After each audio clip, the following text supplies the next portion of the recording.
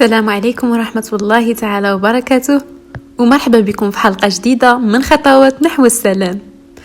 اليوم غادي نهضروا على واحد الموضوع عميق ومهم بزاف، موضوع اللي يقدر يغير حياتنا بطريقة ما كناش كنفكروا فيها من قبل، واللي هو الذكاء العاطفي.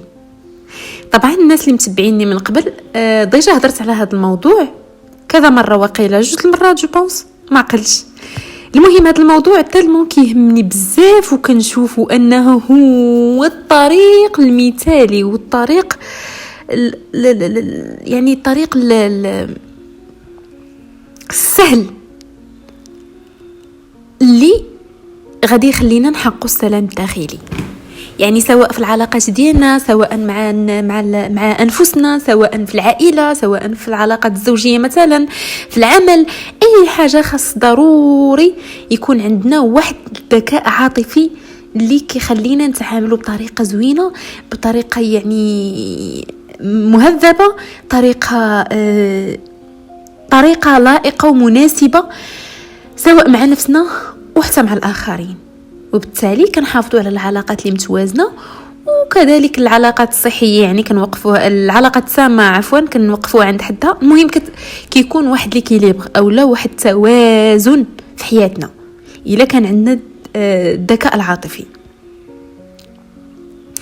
يمكن فكرتي من قبل ان الذكاء العاطفي مجرد مهاره اجتماعيه او مهاره كتساعدنا نكونوا اكثر نجاح في العلاقات ديالنا، ولكن في الحقيقة أن الذكاء العاطفي هو أعمق من هذا الشيء، وهو مفتاح من المفاتيح المهمة كيف ما سبق لي وذكرت ديال السلام الداخلي، وسر من أسرار العيش بواحد الراحة النفسية حقيقية.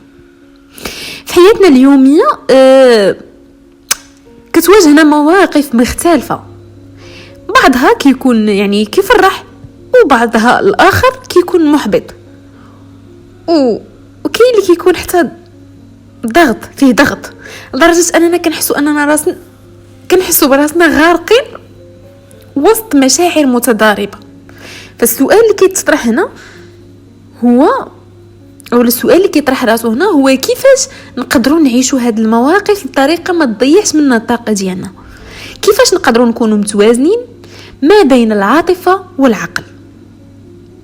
هنا كيجي الدور ديال الذكاء العاطفي، لأن الذكاء العاطفي ماشي غير أنني نكون فاهم المشاعر ديالي، ولكن أيضا نكون عارف كيفاش نتحكم فيها، كيفاش نتعامل معها بطريقة صحية، وكيفاش ما نخليش المشاعر ديالي تسيطر عليا وتخليني ناخد قرارات ممكن ندم عليها من بعد. الذكاء العاطفي كيعني أننا نكونوا متفهمين المشاعر الآخرين، ونكونوا قادرين نخلقوا تواصل صحي ومتوازن مع الناس اللي كيدوروا بينا او اللي كيدوروا حولنا، بلا ما نطيحوا في فخ ديال الانفعالات او سوء الفهم اللي كيخلي العلاقات ديالنا تتوتر وبالتالي وتكون هذيك العلاقه صحيه. فهذا واحد النوع من الفشل او واحد النوع من الخساره. ولكن قبل ما نمشيو بعيد خصنا نعرفوا بان الذكاء العاطفي ماشي شي حاجه كتجي بين ليله وضحاها، وماشي شي حاجه تولدنا بها وكبرنا عليها، بل هو مهاره، ومهاره بحال اي مهاره اخرى كتحتاج التمرين، كتحتاج الممارسه والصبر. اليوم في هذه الحلقه غادي ندخلوا في العمق ديال الذكاء العاطفي، غادي نفهموا شنو هو الذكاء العاطفي، كيفاش كيشتغل وعلاش مهم، والاهم من هذا الشيء كامل هو كيفاش نقدروا نطوروه في حياتنا اليوميه باش نوصلوا لواحد المستوى ديال الراحه النفسيه والوعي الذاتي اللي غادي يساعدنا نعيشوا حياه اكثر اتزان واكثر سلاما داخليا سورتو. دونك الا كنتوا واجدين خليكم معايا باش ندخلوا في صلب الموضوع على بركه الله.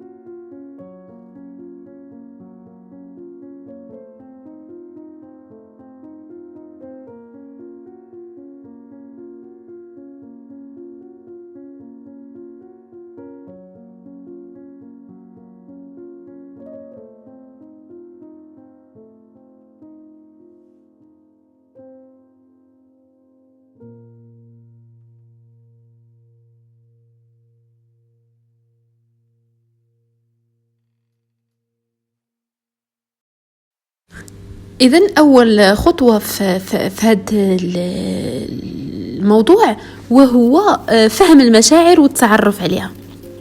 فأول خطوة في تنمية الذكاء العاطفي هي الوعي بالمشاعر والتعرف عليها.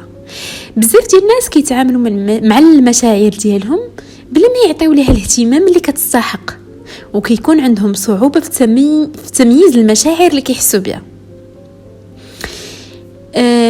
فحال واش عمرك حسيتي مثلا بالضيق ولكن ما عرفتيش بالضبط شنو سبب هذا الاحساس، او بكيتي بلا شي سبب واضح؟ هذا الشيء كيكون غالبا لاننا ما عطيناش الوقت الكافي باش نفهموا شنو كاين في الداخل ديالنا. والمشاعر كتجي على شكل اشارات من العقل والجسم. فاول خطوه هي اننا نكونوا حاضرين ونراقبوا هذه الاشارات بلا تهرب او انكار. مثلا ملي كتكون مقلق يمكن تحس بضيق في الصدر، وتنفس سريع، توتر في عضلات الوجه، وهاد العلامات كامله كتعطيك فرصه توقف لحظه وتسول نفسك علاش حاس او لا حاسه بهذا الغضب، شنو السبب الحقيقي. هذا هو الوعي اللي كيكون بدايه السيطره على المشاعر بطريقه صحيه، وهذا كأول خطوه باش نضبطوا او باش نتمرنوا على ما يسمى بالذكاء العاطفي. ثاني نقطة وهي التحكم في المشاعر والتعامل مع التوتر. ما كاينش شي حد ما كيواجهش المشاعر السلبية، ولكن الفرق بين الناس اللي هو أنه كاين واحد كيعرف يتعامل مع هاد المشاعر السلبية وكاين اللي لا. كاين توتر، الغضب، القلق، كلهم مشاعر طبيعية، ولكن ملي كيسيطروا علينا كيقدروا يدمروا حياتنا وكيدمروا النفسيه ديالنا وحتى الجسد ديالنا. هنا فين كيدخل دور الذكاء العاطفي في اداره المشاعر. من بين التقنيات البسيطه والفعاله اللي كتساعدنا نتحكموا في المشاعر ديالنا هي تقنيه التنفس العميق. فاش كتحس بانك مضغوط او كتحس بتوتر او غضب، جرب تاخذ واحد النفس عميق عبر الانف وتخليه يملأ الصدر ديالك. من بعد حاول تخرج داك الهواء ببطء عبر الفم، وكرر هذا التمرين حتى تحس بالراحة. طريقة أخرى هي إعادة صياغة الأفكار، بمعنى أنك ما تبقاش تفكر في المواقف السلبية فقط بطريقة متشائمة، وإنما تحاول تلقى جانب إيجابي فيها بأي طريقة. كاين دائما إيجابي حاضر، أو على الأقل تقبلها بدون مقاومة زايدة. الجزء الثالث تعاطف والتواصل مع الآخرين. الذكاء العاطفي ما كيعنيش غير فهم المشاعر ديالنا فقط، ولكن حتى فهم مشاعر الآخرين. التعاطف هو واحد المهارة اللي كتساعدنا نكونوا أكثر تفهم للمحيط ديالنا ونبنيو علاقات قوية ومتوازنة. ولكن كيفاش نكونوا متعاطفين بلا ما نتأثروا بزاف بمشاكل الناس؟ أول حاجة وهي الاستماع الفعال. ملي شي حد كيشارك معاك شي موقف مؤلم، حاول ما تقاطعوش وما تحكمش عليه، غير اسمع ليه ووريه بأنك مهتم بالكلام ديالو. تاني حاجة هي تحط راسك مكان الآخرين. حتى إلا كنتي ما متفقش مع تصرفات شي حد، حاول تفهم الأسباب اللي خلاته يتصرف بهذه الطريقة، وغادي تكتشف أن واحد عنده معركة، يعني كل واحد عنده معركة شخصية، معركة خاصة به غير هو كيعيشها. دونك لا داعي وما محتاج أنك تحكم عليه أو لا تعطيه شي أحكام مسبقة أو مطلقة. الجزء الرابع والأخير وهو اتخاذ القرارات العاطفية الذكية. الذكاء العاطفي كيظهر بوضوح في طريقة اتخاذنا للقرارات، بحيث المشاعر ديالنا كتلعب دور كبير في اختياراتنا اليومية، ولكن هاد القرارات العاطفية كتكون صائبة وشي مرات كتكون لا.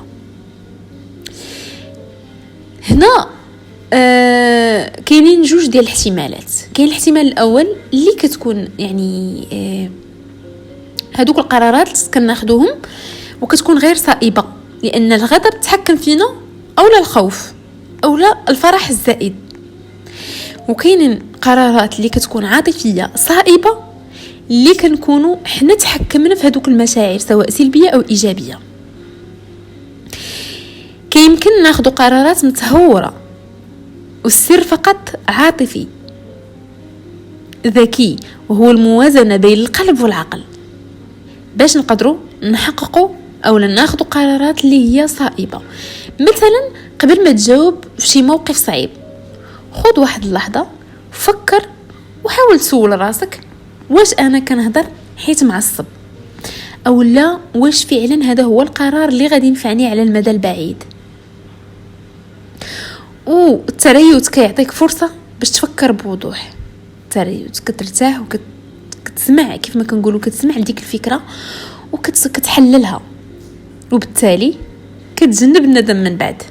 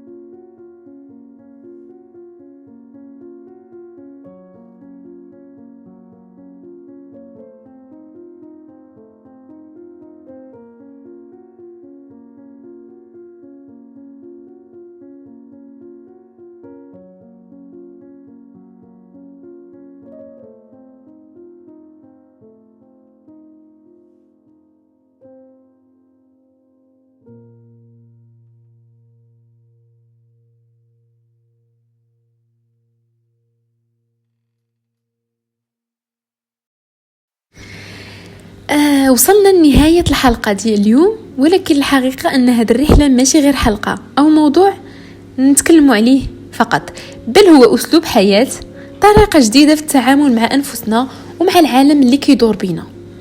الذكاء العاطفي ماشي مجرد مفهوم نظري، بل هو واحد السلاح اللي كيقدر يحميك من العواصف العاطفية اللي كاينين في الحياة. غتقول لي كيفاش؟